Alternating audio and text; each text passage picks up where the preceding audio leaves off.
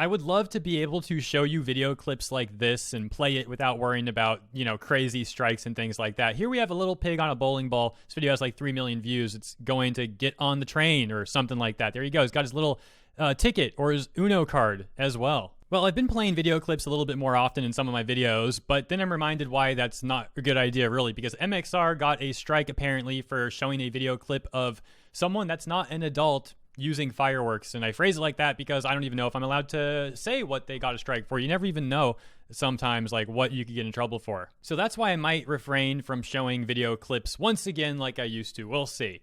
Anyways, you're here kindly joining me. I appreciate that. And you're joining me to talk about anime, I assume, given the title of this video, or I presume. So let's talk about anime. We have a headline here from comicbook.com that says, Mob Psycho 100 is going viral thanks to a political tweet from Eric Trump. I talked about this yesterday. I'm not going to really talk about that today, but I'm going to show you what occurred after that news. And part of the reason why I even covered this yesterday is because I was actually on it pretty early. I don't think many other outlets got to that news before I got to it. So it was kind of cool to be an early mover, so to speak. Anyways, the unfortunate fallout from that tweet is that, on paper, it's cool. Mob Psycho is trending. That's awesome. The unfortunate part is Crunchyroll and Funimation really got a lot of free marketing out of this. For example, you have a tweet from the Mob Psycho anime account that says, "Look, Master, I think I'm finally popular. Please watch Mob Psycho. It's available on Crunchyroll." This has like almost, a little over 8,000 likes. We'll talk about Funimation next, but here's also another example. This is Ethan Klein saying, also Mob Psycho rules. And the reason I'm showing this is for the people the people that are worried that anime will get too popular and that, so to speak, quote unquote normies will invade or whatever. And to be fair to those people, well, they can raise a fair argument that this has already been happening and things have already changed for similar reasons. And I don't think tweets like this from people like Ethan Klein are really going to help with that situation. Now, maybe you don't think that's a problem, normies and all that. Maybe you don't like that terminology. Maybe you don't think that's a problem. Totally fine. You don't need to. But a lot of people do worry about that stuff. So here's an example for those people. Maybe their concerns are going to grow a little bit. If not, well, they might grow a little bit more when I show you the next part. And here's the next part. Full transparency, someone tagged me to this tweet, and I think they expected me to defend her or something like that. Well, I'm not going to be defending her. I'm also not going to be saying anything bad about her. This is Addison Rae. I don't know who she is. Again, I just found out about her yesterday in her tweet.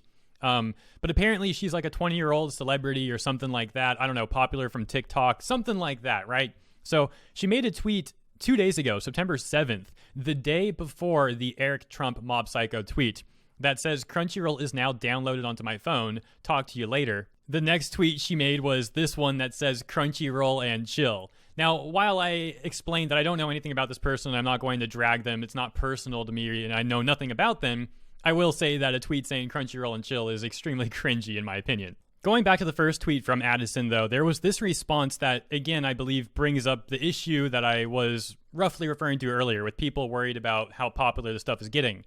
This tweet reads, I don't want anime to become a trend.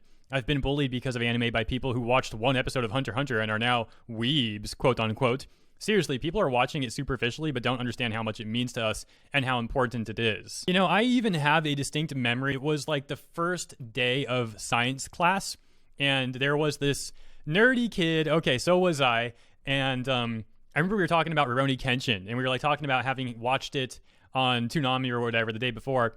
And I just remember like all the other kids looking at us weird, but it was like, whatever. We're talking about something that we really enjoyed.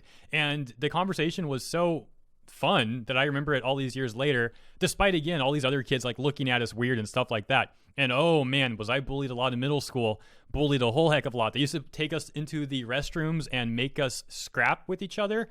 And us was the people that, weren't as popular as they were. And they would be like, oh yeah, we're totally your friend. Now let's force you to be entertainment for us or whatever. Okay, anyways, I don't want to go on a whole rant about that. I have another point to actually discuss, so let's move on. And that point is a little bit of a drag at Addison. I'm sorry, I just can't resist. I looked into her information a little bit further, and apparently in August 2020, she was, according to Forbes, the highest earning TikToker.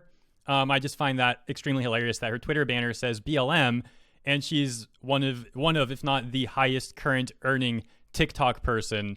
And TikTok is a Chinese app, and they have some, very serious social claims leveled against them Just saying. But hey, you know, all these people want to give China a pass, so we're not going to talk about that. Going back to Allison's tweets about Crunchyroll, the comments are pretty hilarious. You have some people saying, oh, what's Crunchyroll? Or, wow, I just downloaded Crunchyroll too. Like people just now getting into anime because they think it's trendy because Allison tweeted that or something of the sort. Maybe they don't think it's trendy. Maybe they're just genuinely curious, but you know how a lot of these people are, just saying. And the other half of the comments are like people saying, please leave anime alone or something of the sort. Including memes, like this person who I'm pretty confident is memeing. This is pretty funny. Says, OMG, I love this character from Crunchyroll. Obviously, the joke is that Crunchyroll is not an anime, so I think they're kidding around.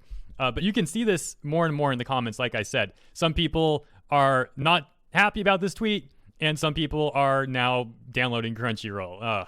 And just in case you forgot, because this was earlier on the video, let me remind you that, yes, Ethan Klein also tweeted about Mob Psycho. I mentioned Funimation also getting in on this action. Here's their Mob Psycho tweet. Says, in case you need a reminder, watch Mob Psycho 100. And this gets almost 10,000 likes. So I don't think Funimation is getting too much out of this entire situation. But Crunchyroll certainly did. I mean, that really worked out quite insanely well for Crunchyroll. The day before the Mob Psycho tweet, Crunchyroll gets a shout out essentially from a Twitter account with like 3 million followers. Addison Rae, obviously I'm referring to, who's apparently also the top earner for TikTok in August 2020. Point is, it's a huge person to get a shout out from.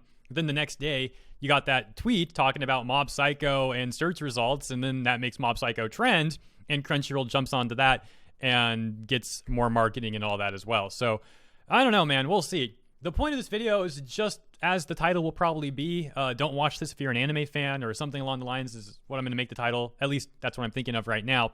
And it's just raising some concerns for the people that are concerned about anime getting too trendy or too popular. Because what occurred over the last 48 hours, man, certainly would raise concerns for people who have those concerns, I guess. I could have phrased that a lot better. Oh well. So let me end with this. A little story regarding gatekeeping, so to speak. So we have to go and get our time stone and go back to when I was in high school. Not that long ago. Anyways, when I was in high school, I had a friend who, well, let me rephrase. I had a group of friends that were punks. At the time, I was actually kind of an emo kid. But I was hanging out with the punks because I liked them. They were cool. They were nice. And we were into music. And I was actually slowly becoming more of a punk myself. I'd go to shows with this group of friends and, you know, get a patch here and there, sew it onto my jacket or my pants or whatever, doing the whole punk thing. And then one day, there was a kid who showed up to high school who was never a punk before, suddenly decked out in all this punk gear. And it's like, whoa, what happened? You obviously didn't just go to a bunch of shows and like legitimately get all that stuff. You just one day decided that you're going to become a punk, which, you know, didn't sit well with us at the time. So one of our friends, he used to do this thing, not specifically just to this person who suddenly became a punk, but he would like gatekeep check or something, anyone randomly. For example, if he would see someone wearing a punk band shirt, he would go up to them and be like, oh, hey, I like your shirt. Can you name, or he wouldn't make it that overt. He would be like, I like your shirt. What are your favorite 3 songs from that band? And when the person couldn't name any songs from that band, or maybe they would only name like one, the most popular, well-known one, well, you call BS on that, right? You put a big X to doubt that that person legitimately likes that thing. So it's just kind of funny. I mean, on one hand, I acknowledge that this stuff is childish and egotistical and silly. On the other hand, as someone into business and finance, I can't deny that there are indeed effects. And I was going to say negative effects, but the truth is there are some positive as well. There are effects, including many negative effects, when something gets really trendy and popular. And oftentimes, while that might be good short-term, long-term, it's not good. And people don't want to see that happening in anime. So we'll see, man. We'll see how it all plays out. Thank you for tuning into this video. This will obviously be the third and final segment for the day. I look forward to catching you all tomorrow. Once again, thanks for tuning in. Peace.